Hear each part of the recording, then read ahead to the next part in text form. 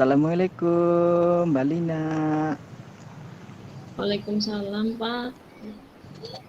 Iya, itu kok kamu duduk saja sendiri di sini, nggak gabung sama teman-teman. Ini kan jamnya istirahat. Situ sama teman-teman ikut gabung. Kenapa sih? Saya sedang sedih, Pak. Loh, kok sedih? Bisa diceritakan sama Pak Guru. Sedih kenapa? Iya, saya mau cerita, tapi saya takut, Pak. Takut? Takut sama siapa? Kan di sini ada Pak Guru. Saya temenin. Coba ceritakan, takut kenapa? Begini, Pak. Tadi saya di kelas itu diperlakukan tidak adil sama Bu Guru. Loh, kok bisa? Coba saya ingin tahu kenapa kok ada istilah tidak adil. Saya ingin dengar ceritanya. Tadi kan pas pelajarannya Bu Siti, saya disindir terus, Pak. Gara-gara saya mungkin tidak ikut les. Sedangkan teman-teman yang lain ikut les privat sama Bu Siti. Ini pengaruh besar sama nilai saya, nilai-nilai saya jelek, nilai tugas jelek, nilai ulangan jelek. Padahal saya sudah berusaha, jawaban saya juga sudah betul, tapi nilainya semuanya jelek. Oh, itu masalahnya. Oh, jadi seperti ini. Tadi intinya sering disindir di kelas ya. Tapi Iya, pernah tanyakan sama Ibu Siti sendiri apa belum sih Mbak Lina terkait kenapa kok sering disindir? Yang selain les privat mungkin apa yang terkait lain? nggak ada Pak. Yang lain semuanya diperlakukan baik, disayang sama Bu Siti.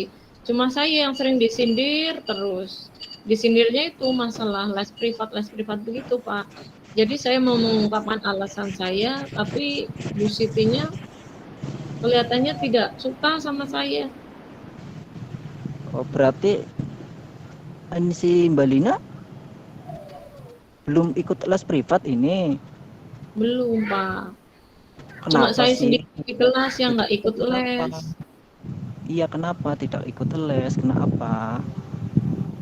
Masalahnya orang tua saya itu tidak punya biaya, Pak. Jadi adik saya kan banyak untuk membiayai adik-adik buat makan, buat seragam sekolah. Kalau saya mau minta untuk ikut les, kata orang tua, udah nggak usah ikut les, nggak ada uang, seperti itu. Tapi saya diperlakukan tidak adil di kelas, saya disindir, saya sedih sekali Pak. Rasanya kepengen nangis, kepengen nggak sekolah. Tapi dari nilai-nilainya Lina selama ikut pelajarannya Bu Siti bagaimana? Nilainya berpengaruh jelek Pak. Padahal saya sudah Oh, belajar di rumah, tapi tetap saja nilainya jelek, disalahkan jawabannya. coba seperti ini. Lina, coba tanya Ibu Siti.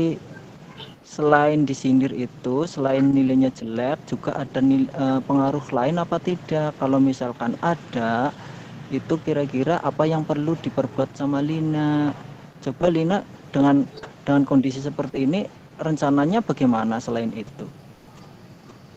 Oh iya Pak, coba nanti akan saya usahakan untuk menemui Bu Siti. Tapi apa saya berani ya Pak untuk menyampaikannya. Takutnya Bu Siti salah paham, dikira saya memang males nggak ikut les. Iya. Eh, Lina dalam satu kelas punya teman dekat apa tidak kira-kira? Ada Pak, ada teman saya. Oh, coba sebutkan siapa namanya nanti Namanya mudah-mudahan Mbak bisa. Septi. Namanya Mbak Oh, Septi. iya, Mbak Septi yang biasanya duduk di belakang itu ya? Betul. Oh, iya.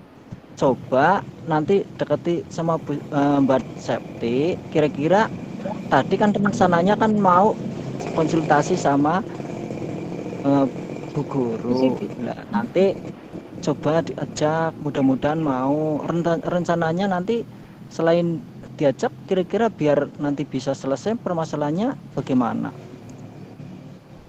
Mungkin saya nanti akan mengajak Mbak Septi ya Pak ke kantor setelah Iya. selesai pelajaran. Kalau saya mau menyampaikan kenapa alasannya saya tidak ikut les, bukan karena saya males untuk belajar, tapi memang karena faktor keadaan orang tua. Semoga Bu Siti mau memahami ya Pak keadaan saya ya. Jadi saya tidak sedih lagi di kelas disindir-sindir terus. Iya, jadi memang setiap permasalahan pasti ada solusinya. Dan nanti memang salah satu yang dilakukan tadi menurut Pak Guru sudah bagus. Lina karena tidak berani ya tetap mengajak teman sama Bu Siti. Nanti mudah-mudahan sama Bu Siti itu bisa tahu permasalahannya, bukan hanya mengira-ira saja. Karena harapan dari Pak Guru nanti Lina kembali bangkit untuk mengikuti pembelajaran dan mendapatkan nilai yang baik. Lah, tetap dilanjutkan untuk belajar ya. Iya Pak, iya deh. Sekarang saya lega Pak. Jadi saya nanti pulang sekolah sama Mbak Septi mau ke kantor. Mau ketemu sama Bu Siti Pak. Nah, Saya bagus nggak itu mogok lagi rencana deh yang Pak. iya bagus itu rencananya itu saya dukung penuh. Mudah-mudahan nanti bisa segera selesai dan bisa teratasi ya, Mbak Lina. Amin. Terima kasih ya Pak solusinya ya. Saya nanti akan semangat belajar tetap berangkat sekolah. Oke, Terima kasih. ya sama. Ya, oke, silakan kembali Monggo ke Bu teman-teman pengamat. ya. Lagi. Oke, tadi saya menarik sekali karena natural sekali memang bahasanya juga memang bahasa sehari-hari kita, nggih. Jadi Pak Heri sangat sebagai coach itu sangat mendalami perannya. Kemudian Bu Lina mengikuti alurnya, walaupun Bu Lina realnya kan sebagai ibu, tapi bisa juga menjadi murid. Nah, karena tadi pas kebetulan saya sudah membuka lembar pengamatannya. Di sini tujuan coachingnya sudah ditentukan. Saya memberikan nilai 3 poinnya karena apa saya itu ya screenshot ya, share screen ya. Monggo, Iya Bu. boleh. Sebentar nggih. Tab.